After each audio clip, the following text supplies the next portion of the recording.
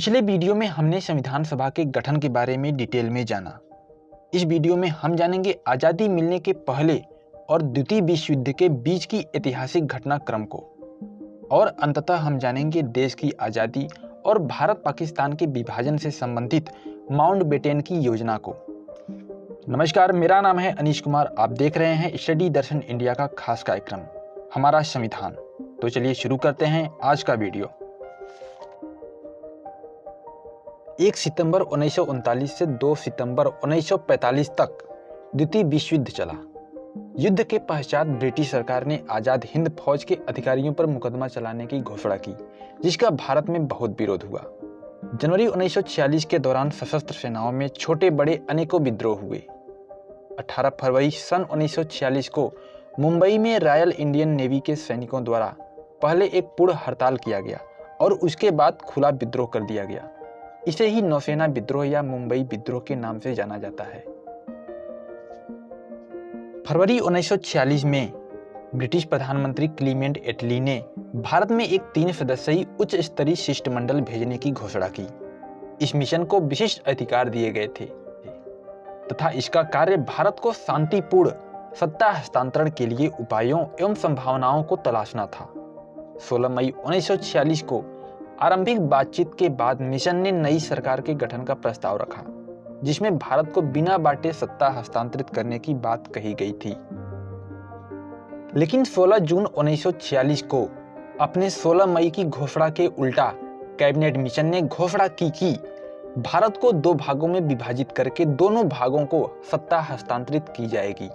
20 फरवरी 1947 को ब्रिटेन के तत्कालिक प्रधानमंत्री क्लीमेंट एटली ने घोषणा की कि ब्रिटिश सरकार भारत को जून 1948 के पहले ही पूर्ण स्वराज का अधिकार दे देगी।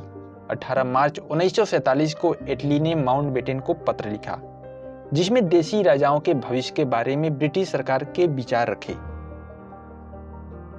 3 जून 1947 को माउंटबेटन ने अपनी योजना प्रस्तुत की।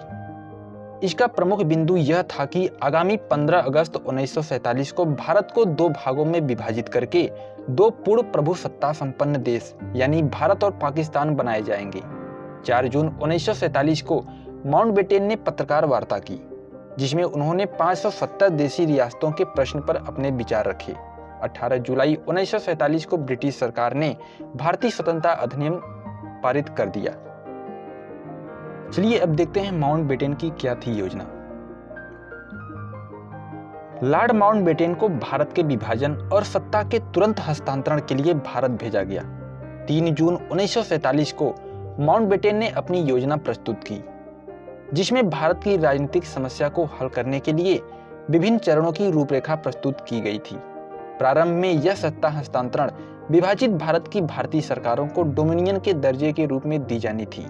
माउंटबेटन योजना के मुख्य प्रस्ताव कि भारत को भारत और पाकिस्तान में विभाजित किया जाएगा, बंगाल और पंजाब का विभाजन किया जाएगा और उत्तर पूर्वी सीमा प्रांत और असम के सिलहट जिले में जनमत संग्रह कराया जाएगा।